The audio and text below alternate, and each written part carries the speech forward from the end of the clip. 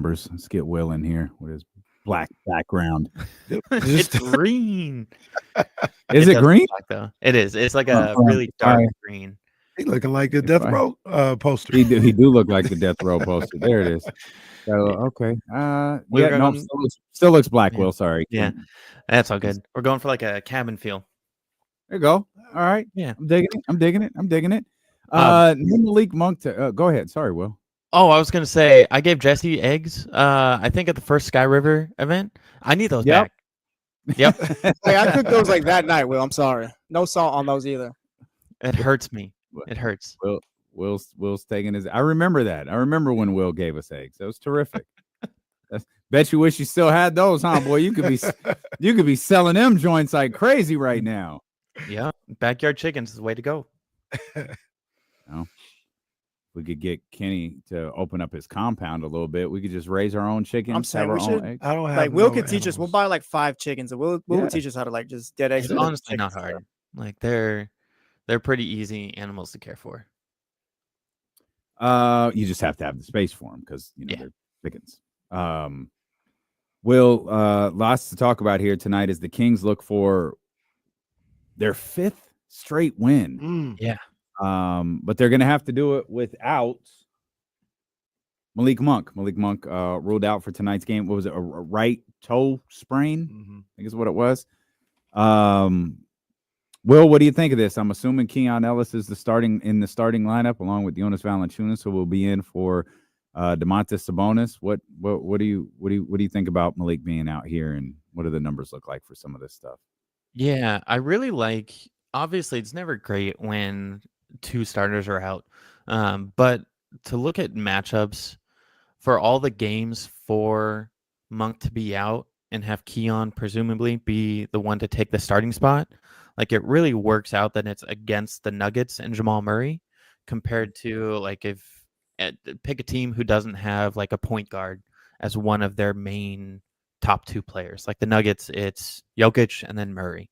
So the matchup works well that you're kind of going out there without Sabonis and Monk, and you're bringing in 2 defensive-minded players, which pairs really well with this Nuggets matchup, I think, in terms of especially Murray. He's been playing so good lately. In his last 9 games for Jamal, like 27 points. Where is it? 27.6 points, 5.6 assists, 53.4% from the field, 55.6% from 3. That's over a 9-game stretch. Like he is just on it. So to have Keon get that assignment from the jump, I assume, I think works out pretty well. And we'll see. I think it'll be interesting to see how they do offensively without both of them. But in terms of the overall matchup, I think it's still fine for the Kings, especially with the Nuggets going through some questionable players and a shorter roster than we've seen in the years past. Do you do we have any numbers? It's kind of tough now because Sabonis is out, but I remember there was numbers floating around where the best net rating of any lineup was the one with Malik not in there. It was Keon instead of Malik, and I think Sabonis is in there, so it's not necessarily what might apply right now. But do you think, you talked about the defensive end, do you think offensively things might fit a little bit better with Keon out there as opposed to Malik or something like that, and they can actually either hold their own offensively or even improve in some respects? I think they should at least be able to hold their own. I don't know if they'll improve, but that's where Keon being a knockdown shooter really helps. I think you really lose the creation from Monk. Like Keon can't replace that in terms of the pick and roll, but you just key in on Levine, and DeRozan will probably get a little more ball handling and run the offense through them more. Maybe see a lot of pick and roll with Valanciunas, and having Keon be able to spread the floor, because Keon is a much better shooter than Monk. So he kind of fits that off-ball role, I think, a little bit better. So it's just shifting responsibilities. And I think Levine and DeRozan are definitely capable of handling that for at least a few games here and there. What stood out to you the most over this win streak? Obviously, there's going to be another kind of wrinkle thrown in this with Malik out tonight, but there was a wrinkle thrown in this win streak with Domantas Sabonis being out, as he was for the most part out 2 games. What has stood out to you the most during this 4-game run here for Doug Christie and this crew? Yeah, I think for me, it's how they're really taking this balanced approach that we've seen over the last few games. We had the 42, right, for Levine, but Mhm. since then it's been, I don't think anyone scored 30. I could be wrong on that, but they've had like a bunch of people in double figures, a bunch of people in the 20 plus range. They're just kind of doing it with the whole team, which feels exactly like what Doug Christie is asking them to do. And to go to numbers for that, just the assists, I think are so important for this team.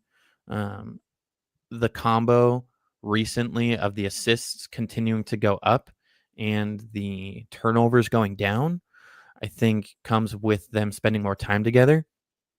But that whole just approach, I think, is starting to come together from the top down, from Doug to the starters to the bench. Like everyone is just doing whatever it takes to win. And I think you're starting to see that on the court more. And I love seeing that. Like it's a very sustainable way to win compared to hoping someone gets hot and scores 40 plus on any given night. Keegan Murray had 26 against Utah. That has been the highest point total since Zach LaVine scored 42. And I know I texted you last night, Damien. I was going to try and write an article on Keegan. Didn't get to it. It's been a busy day, but that's the other thing. Keegan, just when he is scoring and shooting, like he takes the Kings to a whole nother level. I have some numbers. I was starting my research for the article. Over the last handful of games, where did it go? 13 games, shooting 41% from 3. Like that's a solid stretch as well, and pretty high volume as well. That's on 6 per game. So we're seeing Keegan kind of get back to that shooter where when he is doing everything that we've seen all season, the defense, the rebounding, he's now adding on that 3-point shot. And the Kings don't need it to win, as we've seen throughout the season up to this point. But when he does score and when he does make a shot, he raises the bar to, I think, a just completely different level for the team. Because yeah. No, my fault. I was just going to ask you: is there something specifically you're seeing in a change in the way he approaches the game, or his shot selection, or anything else like that, or is it just simply him hitting those wide open looks that it was getting, and maybe getting him jump started that way? I think it's just him getting the looks, like hitting the looks. But I want to look up. I'll pull it up real quick. See what he's doing on his wide open looks, kind of before and after that game. So bear with me while I take a look at this. He's been cooking, like he's getting those. He has. He's getting those looks, and earlier in the season, obviously they weren't going down, and it was a little bit of an issue, but he's picked it up in a major way in recent weeks, and you can see it just adds a whole nother dynamic to the Kings, and it adds a whole nother. It almost feels like confidence as well, level of confidence for his game. And it's not just the 3-point shooting. Like that's what stands out, I think, because it's most prominent, but he's continuing to do all the little things on offense. He's finishing at like a 75% clip at the rim over the last 12 games. I think it was something around there. He's getting a lot more dunks. Like his game, it feels like it's fully come together for the first time this year, that we've seen everything leading up to him as a player. Year 1, we saw the shooter. Year 2, we saw the self-creation, the driving, but the shooting kind of fell off. This year, we saw the defense and the rebounding, but the shooting fell off, and the self-creation was a little up and down. And it feels like this is the first 10-game stretch where we're seeing everything come together and everything he's shown up to now at the same time. Well, what do you think about Valanciunas stepping in here with Domas out of the lineup? How he's done in the couple of games where he's played the prominent role, and how things might be a little bit different for Sacramento, and maybe if I don't know if you've had a chance, how things might be different for Jokic and the Nuggets tonight. Yeah, I think he's been great. Like, it's hard to ask for a better backup center than him, especially when he fits the Kings style, and especially with him not doing as much dribble handoff lately. It seems like he is such a good screen setter. I think he had 6 screen assists for like 14 screen assist points last game.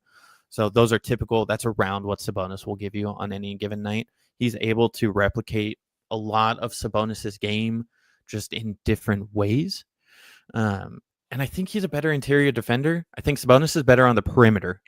But in terms of defense, it's pretty even in my mind, just watching. Hard to quantify that with numbers, but yeah, Sabonis, I think, can get out on the perimeter and guard better on switches. But when it comes to someone getting into the lane, I think Valanciunas gets the nod there. And super underrated on offense. And Kenny, I think you said it yesterday, he is not afraid to shoot. Like, he'll take that. If he's open, he'll go for it, which I like. Like, go impact the game in whatever way possible. Yeah, I love it too, man. You gotta at least be a Low threat. key called Domas a little bitch for not shooting. man, you gotta put him up, man. You gotta be a threat. I asked Domas to shoot 2 more times a game, and I'm slaughtered. I'm turning heel on everybody. Will and KC talking about, oh, look at Valanciunas ain't a little bitch out here. He's shooting 2-pointers. Okay, no, I see. I got to change my approach. Shoot the rock. I think the rock, baby. When Sabonis is there, though, like, he has the ability to pass out of that instead of take the shot. I don't think Valanciunas has the ability to pass. His career assist high is like 2.6. So I think it's just different skill sets where Sabonis, I think it feels like in his mind, he can impact the certain play or the possession better by passing than shooting, which sometimes probably isn't true. And he should shoot more, but that's just where his instincts go. And a lot of times it is, but in his head, he probably thinks about, high percentage shots versus low percentage shots. Yeah. And he starts looking around the floor going, that's a higher percentage shot. I'm in a position for a lower percentage shot. And it winds up with him constantly taking the same amount of field goal attempts per game. Yeah. Will, in your opinion, what has contributed to the crazy play from Levine, DeRozan? I'll even throw Keegan Murray in there. You see their numbers in the last 5-6 games, and it's crazy, man. Like 23 points per game, 50% from the field, 50, 40 something percent from beyond the arc. I mean, they've been on fire. Is it simply as those guys just kind of getting used to things, or do you think there's something that has changed with the Kings offense and maybe where the ball ends up and how they get different open looks? I think they just look so relaxed, and confident, especially Levine, comparing it to his first game. He looked so stiff. He was running into guys, but now Levine makes it look so easy, especially DeMar, and DeRozan is impressive because he's a tough shot maker, but they still look kind of tough. Like, you're like, oh, that's a tough shot, but then he makes it. And it's the same as Levine, but he has this ease to his game that just has stood out to me. And it seems like as he's gotten more comfortable, it's just taken off. And his confidence to take a contested pull-up 3 and drain it, he's hitting in the last few games, his tightly contested shots, his open shots, their wide open shots, they're all 66% from beyond the arc. It doesn't matter where the defender is, he's making it. And just his confidence to go out and do that. And I think it all stems from Christie, from Doug. It feels like he just has this way of lifting people up. You guys know him a little better and have talked to him more. That's just the vibe I get from afar, where he just lifts up people and just instills confidence. And that's kind of what stood out to me, Kenny, for eye tests, just feel, no numbers, just vibes. I feel like we say that a lot, that Doug kind of knows how to talk to these guys, knows how to talk to people. I don't want this to get lost on anyone. Doug's a teacher. Like Doug's not a teacher in the same way that Mike Brown is, but Doug is very much a teacher. Like, he knows this game. He's studied this game. He wants nothing more than to coach this game. Like, he is living his dream right now, coaching professional basketball. He is a teacher. And sometimes I think the teachers that we all remember the most are the ones who found a more unique way to get through to you. And I think that's what Doug is. Doug has found a different way to get through to these guys when it comes to teaching. And you're not teaching, I don't even think you're teaching X's and O's at this point. You're just teaching nuances. You're teaching approaches and letting guys find what works for them. And I think that's what we've seen, post Warriors game is, be yourselves, but work with each other. I mean, that's a Doug Christie line. What would they go going back to the 7-game win streak to start? Be free. His exact line was be free, but be there for each other. And I think that's something that they might have lost, when Levine got here and when LaRavia got here. They didn't know how to do that. And ever since that meeting after the Golden State Warriors game, they seem to. And it's a whole new group of guys too, that need to hear that message. And they're dealing with different pressures and all this from being traded and getting to a new group of guys. So he may have had to refresh that message, to those guys. And if that's something that happened, man, they're buying in, man. They look great. They look great. And you see it, I think, numbers wise, it probably stands out most in the assists. Because if you look at the first few games, Minnesota was the first game Orlando first game with Levine, right? Yep. 23 assists, then 21, then 24. So kind of a learning curve. And then you've got 28, 28, 38, 26, 30, 28, 21 in the win against Houston, and 34. So it's consistently around, to me, the magic number is 28. Their record when they have at least 28 assists is phenomenal. And you just spotted see them something constantly. Sorry, Will, you spotted something interesting about that 34 assist game. Yeah, that was kind of a fun one. So 34 assists, 7 turnovers. That's the 4th time the Kings have done that in franchise history. The 2 of the other 3 times, Doug was a player, which I thought was just kind of a fun, little fun stat. That's pretty awesome. Yeah. So just to see that that same feel, that's what made the Kings of the early 2000s so fun, was that style of basketball, and it feels like they're trying to emulate that. And like, it obviously works. Like, the numbers show it. When they get those high assists, they win. Like, that's pretty much seen throughout the league because assists go with shot making.